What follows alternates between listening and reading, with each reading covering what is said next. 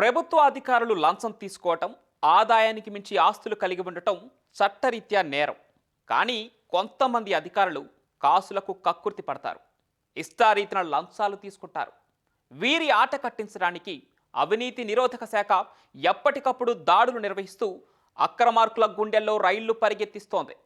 దీంతో ఏసీబీ అన్న మాట వినగానే అక్రమార్కులు అదిరిపోతారు. ఈ భయాన్నే ఆసరాగా చేసుకొని ఓ వ్యక్తి అక్రమాలకు తెరలేపాడు. పొద్దస్తమానం వార్తలు చూస్తూ ఎక్కడ అవినీతి అధికారులు ఉన్నారో కనిపెడుతూ దందా షురూ చేశాడు.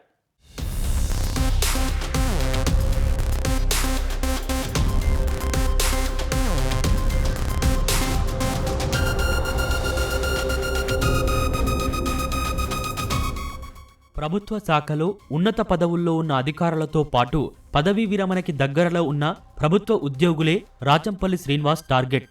వారి ఫోన్ నెంబర్లు తెలుసుకుంటాడు. ఏసీబీ డీఎస్పీనంటూ ఫోన్ చేసి మీ మీద అవినీతి ఆరోపణలు వచ్చాయి, కేసు నమోదు చేస్తున్నాం అంటూ బెదిరిస్తాడు. ఆ తర్వాత ఈ కేసు నుంచి బయటపడాలంటే డబ్బులు ఇవ్వాలంటూ డిమాండ్ చేస్తూ డబ్బులు సంపాదిస్తాడు. నిందితుడు ఇటీవల వరంగల్ నగరంలోని ఆర్టీఓ కార్యాలయంలో మోటార్ వెహికల్ ఇన్స్పెక్టర్గా విధులు నిర్వహిస్తున్న తుమ్మల జైపాల్ రెడ్డికి ఫోన్ చేసి ఇలానే బురిడీ కొట్టించాడు. సుమారు 9,96,000 రూపాయలను దోచేశాడు. బాధితుడు పోలీసులను ఆశ్రయించడంతో ప్రధాన నిందితుడు రాచంపల్లి శ్రీనివాస్ సహా అతనికి సహకరించిన మరో 4 నిందితులను అదుపులోకి తీసుకున్నారు. ఈయన పేరు రాచంపల్లి శ్రీనివాసులు, ఎలియాస్ మంగళి శ్రీను అంటారు, లేకపోతే వాసు కూడా అంటారు. ఈయన ప్రజెంట్ ఉండేది బెంగళూరు, కానీ ఒరిజినల్గా నేటివ్ ఇతంది అనంతపూర్ జిల్లాలో ఉంది, ఆంధ్రప్రదేశ్ రాష్ట్రంలో. ఈయనతో పాటు 4 ఇతనికి సంబంధించిన ఫ్రెండ్స్ ఉన్నారు. వాళ్ళు ఎవరైతే దీంట్లో ఒఫెన్స్ అయిన తర్వాత పార్టిసిపేట్ అయ్యారు. అయితే ప్రొసీడ్స్ ఆఫ్ క్రైమ్ ఏదైతే ఉన్నాయో, డబ్బులు కానీ మనీ కానీ అవన్నీ కూడా వాడుకున్నారు వాళ్ళు. సో దాంట్లో ఇది యాక్చువల్గా అది నేరం చేసింది ముఖ్య అక్యూజ్డ్ ఇతను మంగళి శ్రీను ఎలియాస్ రాచంపల్లి శ్రీను ఉన్నాడు. తీగలాగితే డొంక కదిలినట్లుగా పోలీసుల విచారణలో శ్రీనివాస్ నేర చరిత్ర బయటపడింది. సులభంగా డబ్బు సంపాదించాలనే ఉద్దేశంతో 2002 సంవత్సరంలో మొదట ద్విచక్ర వాహనం చోరీతో దొంగతనాలకు శ్రీకారం చుట్టాడు. మరో కొద్ది రోజులు నిందితుడు నకిలీ పోలీస్ అధికారిగా అవతారమెత్తి రాయలసీమలో జరిగిన పలు దొంగతనాల్లో అరెస్టైన నిందితుల కుటుంబ సభ్యులను టార్గెట్గా చేసుకున్నాడు.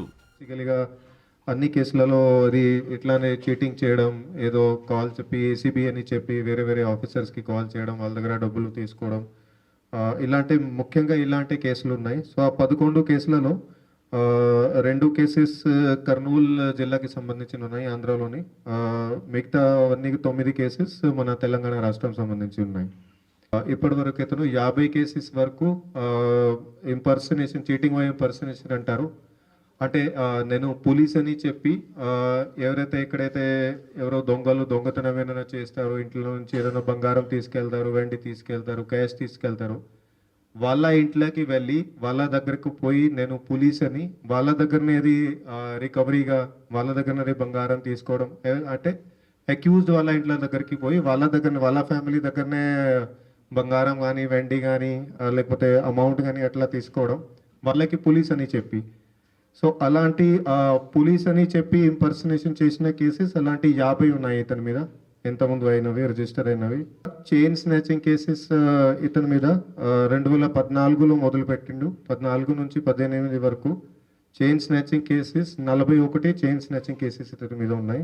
ఆర్టీఓ కావచ్చు, తహసీల్దార్లు కావచ్చు, ఆర్డీఓలు కావచ్చు, ఇవి ముఖ్యంగా మన 2 రాష్ట్రాలు తెలంగాణ ఆంధ్ర, అలాంటి కేసెస్ ఇతని మీద 19 వరకు ఉన్నాయి ఇప్పటి వరకు మనకి తెలిసినవి. సో టోటల్ ఇతంది మనం నేర చరిత్ర చూస్తే దాదాపు 78 వరకు కేసెస్ మన దగ్గర ఇప్పటి వరకు మనకి ఇన్ఫర్మేషన్ వచ్చింది. 78 కేసెస్ది. నకిలీ ఏసీబీ డీఎస్పీగా అవతారమెత్తిన రాచంపల్లి శ్రీనివాస్ ప్రభుత్వ ఉద్యోగులను ఫోన్ ద్వారా బెదిరించడం, లక్షల్లో డబ్బులు కొట్టేయడం మొదలుపెట్టాడు. అక్రమంగా సంపాదించిన డబ్బంతా విలాసాలకు ఖర్చు పెట్టేవాడు.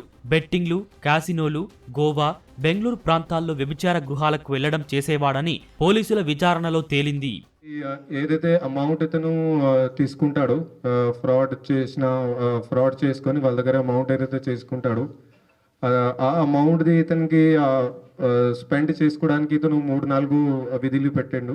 ఒకటైతే బెంగళూరు, గోవా పోయి అక్కడ హై ఎండ్ స్పాకి వెళ్ళి అక్కడ ఇతను మొత్తం అది ఖర్చు చేస్తాడు.